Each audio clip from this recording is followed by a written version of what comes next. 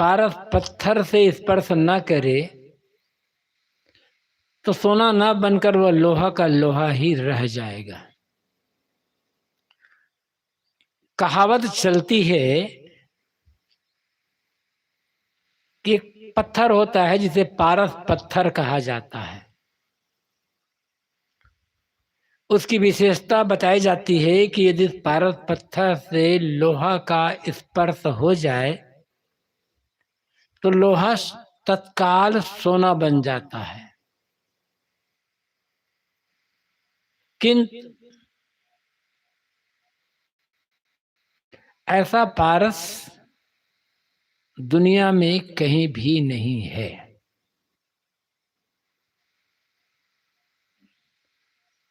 एक कल्पना है बस। सोने के प्रति लोगों के मन में आकर्षण रहा है पहले से ही। आदमी चाहता है कि हमारे पास इतना सोना हो कि सब कुछ सोना सोना ही हो जाए। इसीलिए उन्होंने जब हकीकत में सोना नहीं मिला तो कल्पना में इकट्ठा कर लिया, व्यवस्था कर लिया उसके लिए। वस्तुतः पारस यदि है तो मनुष्य है, ये जीव है पारस। मनुष्य पारस क्यों है? इसलिए कि मनुष्य जिसे छू लेता है वह सोना बन जाता है।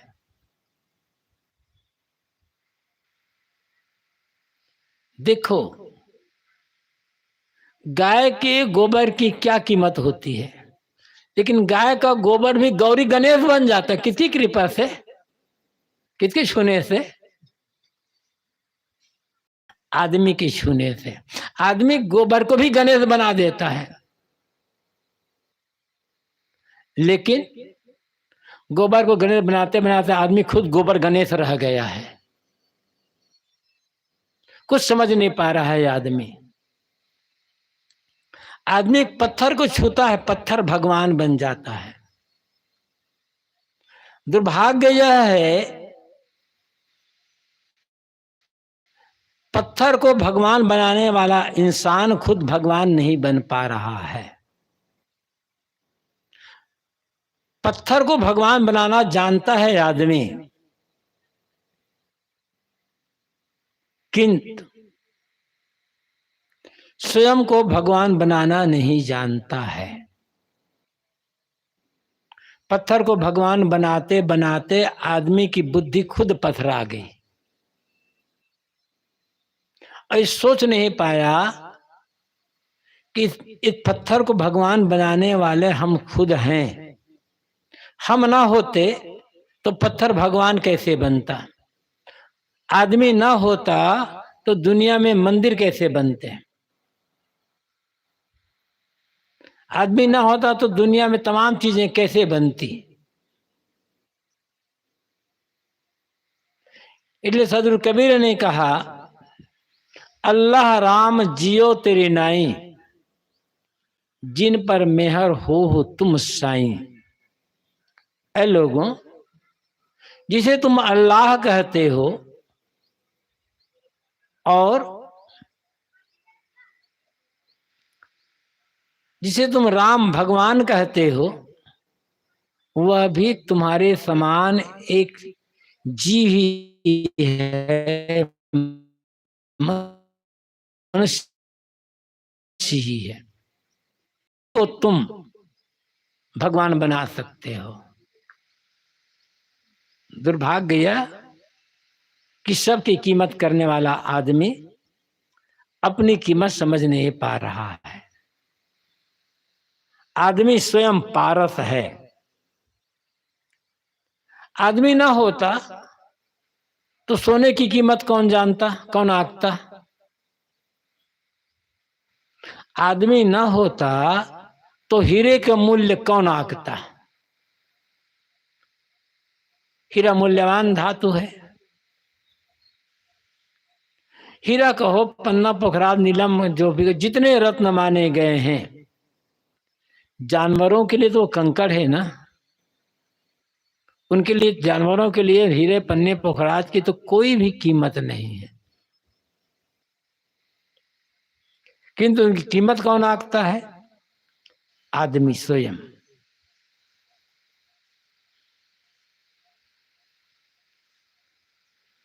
अपनी कीमत नहीं आंक पाता है आदमी।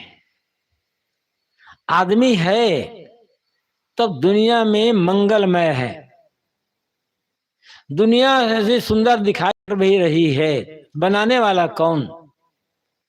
आदमी। चंद्रमा में आदमी नहीं है तो वहां बियाबा है, न सड़क न नहर न कुछ नहीं है। धरती पर आदमी है तो यहाँ एक से एक अद्भुत चीजें हैं। आदमी खुद पारस है और जिसे चाहे वो सोना बना सकता है, खुद सोना नहीं बन पा रहा है। यहां तो बात साहब कहते हैं, गावे कथे बिचारे नाही अनजाने का दोहा।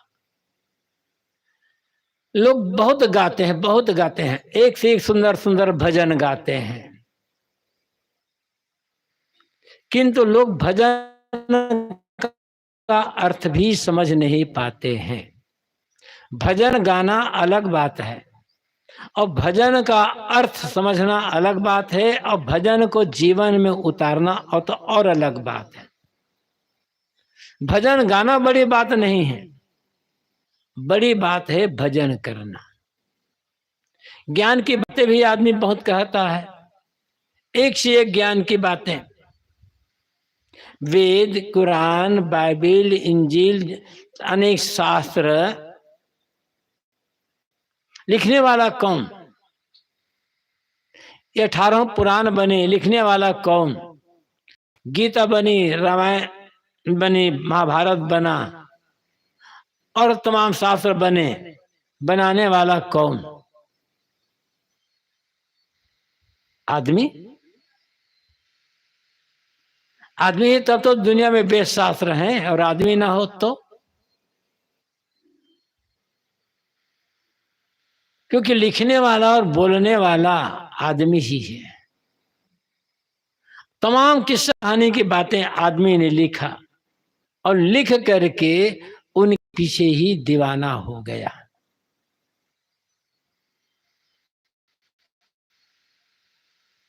देखो, अभी प्रयागराज में कुंभ चल रहा है, 144 साल बाद ये मुहूर्त आया है। ये घोषणा करने वाला कौन? आदमी। और उसके पीछे पागल बनने वाला कौन? आदमी। आज भी इतनी भीड़ है शहर में, प्रयागराज में इतनी भीड़ है कि चारों तरफ जाम जाम जाम की स्थिति बनी हुई है। प्रयागराज में खाने पीने की कमी होने लग गई, बड़ी घुस ही नहीं रही है तो कहां से खाने पीने सामान आएगी?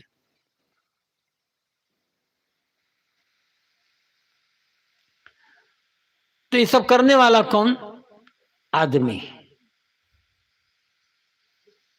महाकुंभ में नहा लेंगे, जाए लेंगे, अमृत स्नान कर लेंगे। कौन सा अमृत स्नान हो रहा है भाई वहां पर? आप लोग नहीं गए हो, चले जाओ तो अब कभी मरोगे नहीं, अमृत स्नान हो जाएगा ना, अमर हो जाएगा। ये कल्पना करने वाला और इसे महिमा बताने वाला है कौन? आदमी। गंगा नहाना गलत नहीं है, अच्छा है, लेकिन गंगा नहाने मात्र से क्या फर्क पड़ जाएगा? कुछ भी तो फर्क नहीं पड़ रहा है।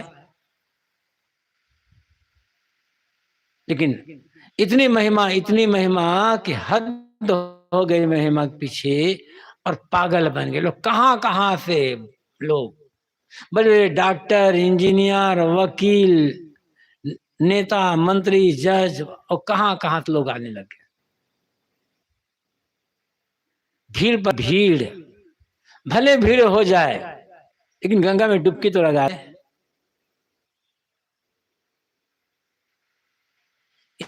ये महिमा बताने वाला कौन? आदमी विचार नहीं कर रहा है। यदि विचार करते तो आदमी इतनी भीड़ में जाकर परेशान ना होता।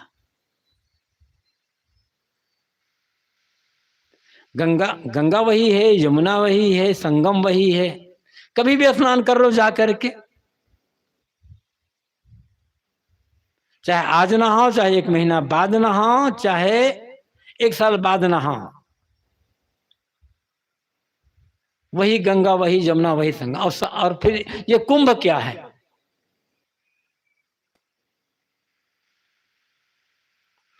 गंगा यमुना का संगम कुंभ नहीं है। 1 महीना बाद जाएगा प्रयागराज में तो कोई ये नहीं कहेगा कि हम कुंभ स्नान करने आए हैं, कहेगा कि हम प्रयागराज संगम आए हैं स्नान करने के लिए। वही गंगा है, वही यमुना है, वही गंगा यमुना का मैदान है, वही संगम है, वही पानी है, फिर से 1 महीना बाद कुंभ क्यों नहीं कहोगे? कारण क्या है? तो गंगा यमुना का जो संगम कुंभ नहीं है, हर साल माघ महीना आता है, हर साल माघ की अमावस्या होती है, हर साल माघ की पूर्णिमा होती है, हर साल बसंत पंचमी होती है, हर साल शिवरात्रि होती है, फिर कुंभ क्यों नहीं कहते उसको? अब मैंने कहा कि 1 महीने बाद कुंभ क्यों नहीं कहोगे? इसलिए कुंभ वहां नहीं 1 महीना बाद कहोगे कि वहां कोई संत नहीं रहेगा, वहां कोई आदमी नहीं रहेगा। बस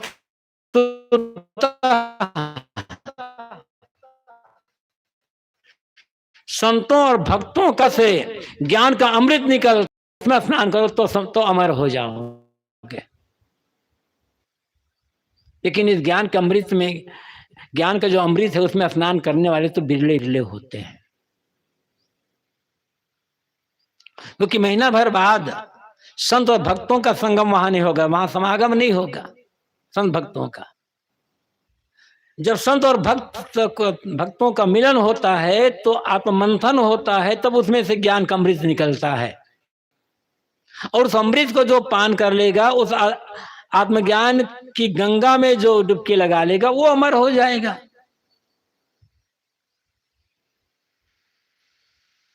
विचारने करने की आवश्यकता है। साहब कहते हैं कि गावे कथे विचारे नहीं।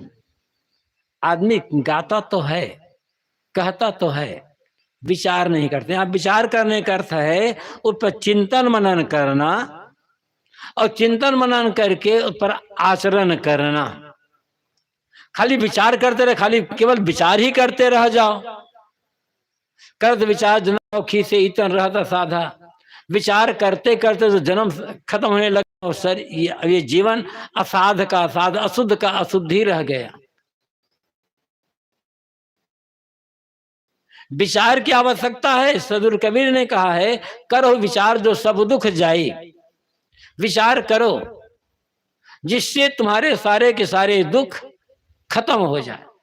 ये विचार करें कि मेरे जीवन में दुख है, मैं दुखी हूं, तो इस दुख का कारण क्या है? हर आदमी दुखी है अपने अपने ढंग से, लेकिन दुख का कारण क्या है? कहां से दुख आ रहा है? इस पर विचार करेंगे तो पता चलेगा कि दुख का कारण बाहर नहीं है, दुख का कारण भीतर है। दुख भीतर से निकलता है, किंतु आदमी विचार नहीं करता।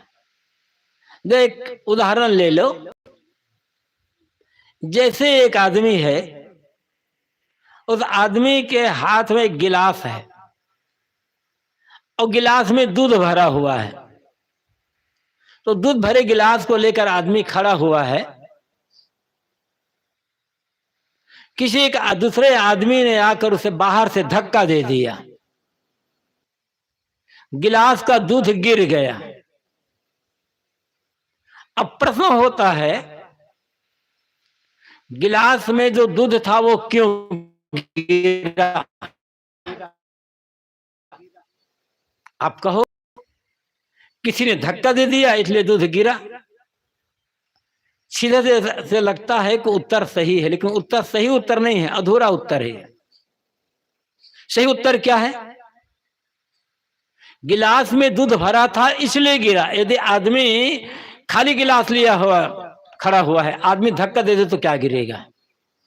तो क्या कुछ नहीं गिरेगा। गिलास में जब कुछ भरा होगा तभी गिरेगा गिलास से बाहर, और गिलास में कुछ नहीं भरा, गिलास केवल खाली है, तब उस गिलास से कुछ नहीं गिरेगा। एक उदाहरण है, अब ये समझना होगा। किसी आदमी ने आपको गाली दे दी, गाली सुन करके गुस्सा आ गया।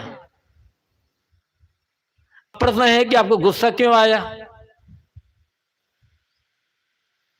कहोगे गाली नहीं, गाली नहीं, गुस्सा आपके भीतर भरा था, निकलने का रास्ता खोज रहा था। गाली मिली, निकलने का रास्ता हो गया, गुस्सा भीतर से प्रकट हो गया। यदि गुस्सा भीतर ना होता तो कहां से गुस्सा निकलता?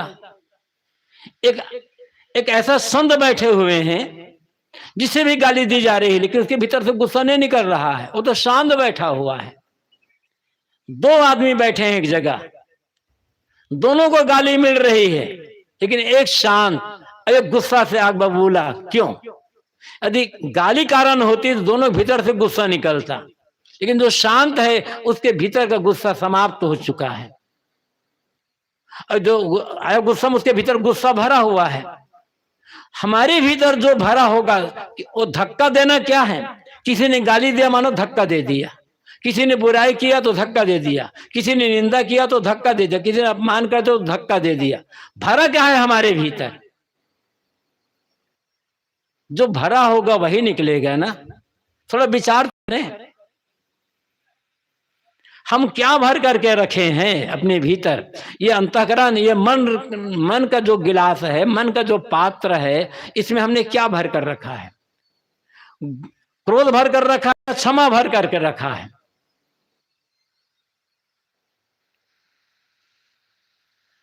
प्रेम भर कर रखा है, या बैर भर करके रखा है? दोष दूसरे का नहीं है, दोष आदमी का है। दो हम कहते हैं दोष हमारा अपना खुद का है कि हम अपने भीतर भर रखे हैं, लेकिन हम दोष सदैव देते हैं दूसरे को। उन्होंने मुझे गाली दी तो गुस्सा आया, वो तो बहाना है। उस गुस्सा को किसी न किसी कारण से तो निकलना ही निकलना था। गाली देना एक बहाना मिल गया, गाली देना एक धक्का देना हो गया। ऐसे और बातों के ले ऐसे ही हमारे भीतर दुख है, वो रास्ता खोजता है निकलने का। गाली दिया दुखी हो गए, घाटा हुआ दुखी हो गए, किसी ने निंदा कर दिया दुखी हो गए। ये सब धक्का देना है।